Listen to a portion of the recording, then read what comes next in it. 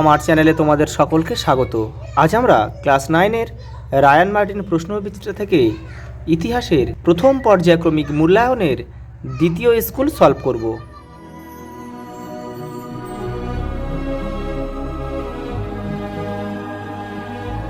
দেখো বিভাগ ক, প্রথম প্রশ্ন। দেখো, সূর্য রাজা নামে কে পরিচিত? অপশান বি আমাদের উত্তর, চতুর্দশ লুই।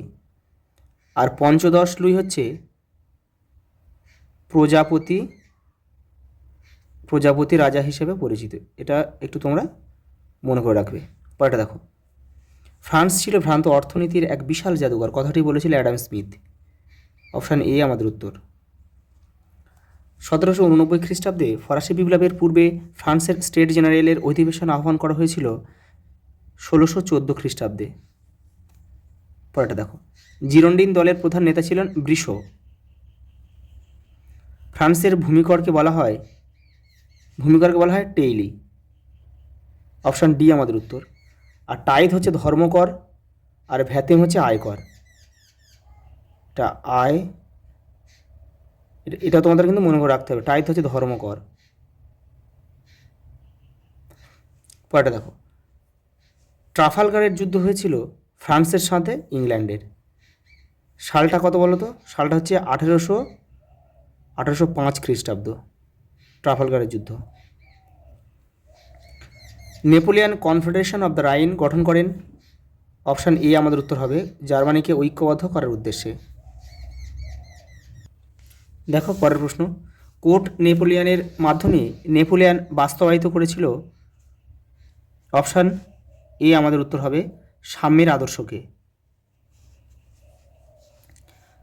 পর্তুগাল ও স্পেনে নেপোলিয়ান বিরোধী যুদ্ধ কী নামে পরিচিত ছিল? এখানে দেখো, নীলনদের যুদ্ধ, ভূমধ্যসাগর যুদ্ধ, উপসাগরীয়। আমাদের উত্তর হবে কিন্তু উপদ্বীপের যুদ্ধ। এই উপদ্বীপের যুদ্ধের সালটা হচ্ছে 1818 খ্রিস্টাব্দ থেকে 1814 খ্রিস্টাব্দ পর্যন্ত কিন্তু এই যুদ্ধ হয়েছিল। পরেরটা দেখো, চতুর্থ শক্তিজোটের কাছে পরাজিত হয়ে নেপোলিয়ান নির্বাসিত হয়েছিলেন কোথায়? এলবা দ্বীপে। সালটা ছিল 1814। আচ্ছা, এর পরে কিন্তু এই এলবা দ্বীপ থেকে ফিরে আসার পরে 100 দিবসের রাজত্ব হয়। তারপরে কিন্তু আবার তাকে সেন্ট হেলেনা দ্বীপে কিন্তু একদম চিরকালের জন্য কিন্তু নির্বাসন করা হয়েছিল। সেটা হচ্ছে 1815 খ্রিস্টাব্দে। সেখান থেকে কিন্তু তিনি ফিরে আসেননি, ওখানেই তার মৃত্যু হয়েছিল আর কি। দেখো পরের প্রশ্ন, বিভাগ খ পরের প্রশ্ন দেখো, সম্পূর্ণ বাক্যে উত্তর দাও। কোন ভারতীয় জেকোবিন ক্লাবের সদস্য ছিলেন? টিপু সুলতান, মহীশূরের রাজা টিপু সুলতান।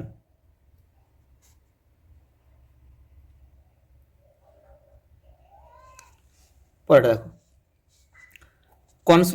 কনসুলেট শাসনের সংবিধান কে রচনা করেছিলেন? এটা হবে অ্যাবে সিএস। সালটা হচ্ছে 1799 সালে ডাইরেক্টরি শাসনের অবসানের পর। এটা একটু তোমরা জেনে রাখবে। ডাইরেক্টরি শাসনের অবসানের পর। এবার দেখো, সত্য মিথ্যা রয়েছে, ঠিক ভুল রয়েছে। দেখো প্রথম প্রশ্ন দিয়েছে যে ক্ষমতা স্বতন্ত্রীকরণ নীতি প্রস্তাব দিয়েছিলেন মন্তেস্কু। এটা কিন্তু সত্য। এখানে ঠিক ভুল দিয়েছে, তা আমাদের ঠিক লিখবো, কিন্তু যেমন নির্দেশ দেবে তেমন করতে হবে। এখানে সত্য মিথ্যা লিখলে তোমাদের কেটে দিতেও পারে। এখানে ঠিক ভুল রয়েছে, আমরা ঠিক ভুল লিখব। ইংরেজ সেনাপতি নেলসনকে নেপোলিয়ান নীল নদের যুদ্ধে পরাজিত করেন। এটা কিন্তু ভুল, কারণ এই যুদ্ধে নেপোলিয়ান নিজে কিন্তু পরাজিত হয়েছিল। এখানে লিখে দিচ্ছি, এই যুদ্ধে নেপোলিয়নের পরাজয়।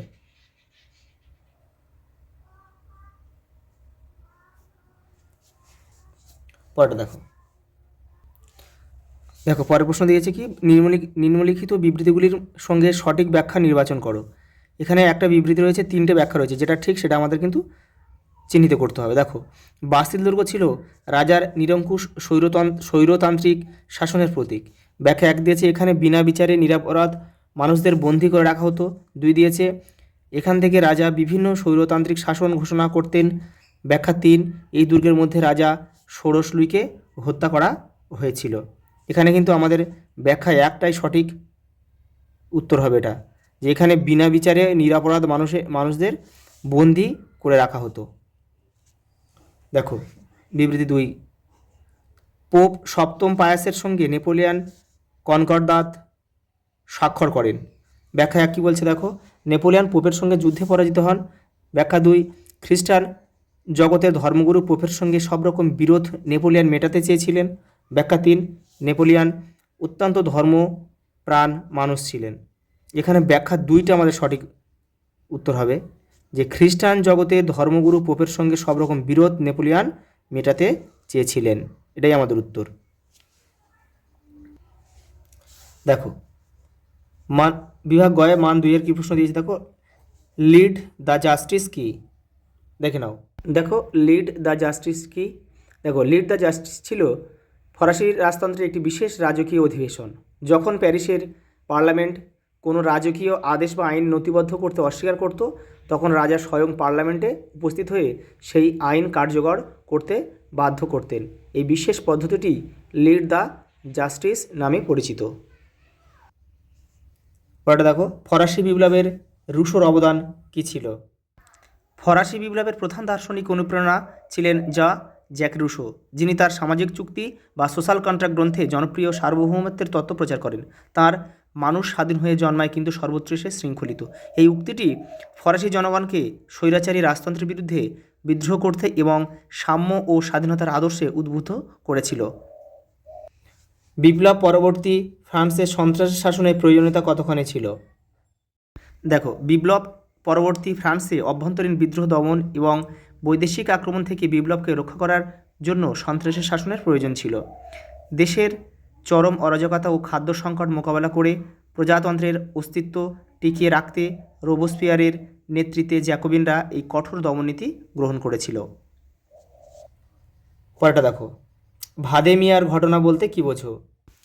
1795 সালের 5ই অক্টোবর প্যারিসে রাজতন্ত্রের একটি সশস্ত্র বিদ্রোহ দমনে নেপোলিয়ান বোনাপার্টের সফল ভূমিকা ভাদেমিয়ার ঘটনা নামে পরিচিত।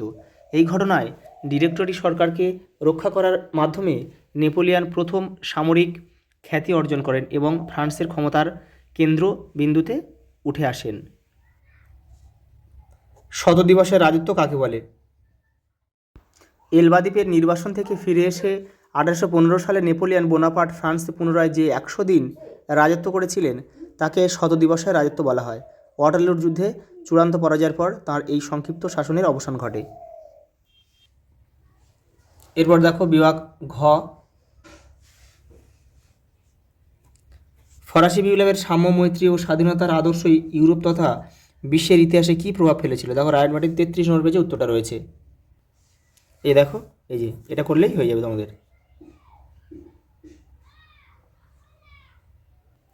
পরের প্রশ্ন দেখো, নেপোলিয়নের শিক্ষা সংস্কারগুলি সম্পর্কে লেখো। এই যে প্রথমে ভূমিকাটা দেবে, এই যে প্রথমে এই ভূমিকা দেবে, দিয়ে তোমরা এটাও দেবে, সংস্কারের উদ্দেশ্য দেবে, দিয়ে লাস্টে এই যে সোজা 4 নম্বরে এই যে সংস্কারটা লিখে দেবে, এই যে শিক্ষা সংস্কার এটা লিখবে। এখান থেকে এটা এই পর্যন্ত লিখলেই হয়ে যাবে। পরের প্রশ্ন দেখো, নেপোলিয়নের স্পেন আক্রমণের উদ্দেশ্য কী ছিল। দেখো 92 পেজে রয়েছে। দেখো এই যে রায়ন মার্টিনের নেপোলিয়ন কেন স্পেন আক্রমণ করেন, এই যে এখান থেকে এটা পুরোটা লিখবে। পরের প্রশ্ন দেখো, আমি বিপ্লবের ধ্বংসকারী উক্তিটি ব্যাখ্যা করে নেপোলিয়নের শাসনতান্ত্রিক চরিত্র আলোচনা করো। দেখো রায়ন মার্টিনের 88 নম্বর পেজে রয়েছে। দেখো এই যে নেপোলিয়নকে বিপ্লবের ধ্বংসকারী বলা হয় কেন, এইটা করলেই হয়ে যাবে তোমাদের।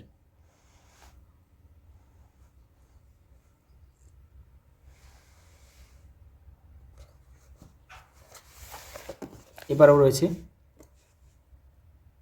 দেখো লাস্ট প্রশ্ন দেখো, ফরাসি সংবিধান সভার কার্যাবলী ও সংস্কারগুলি সংক্ষেপে আলোচনা করো। দেখো রায়ন মার্টিন 32 নম্বর পেজে রয়েছে।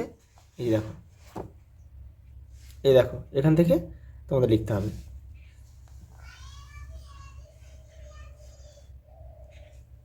আজ এই পর্যন্ত, দেখা হবে পরের ভিডিওতে।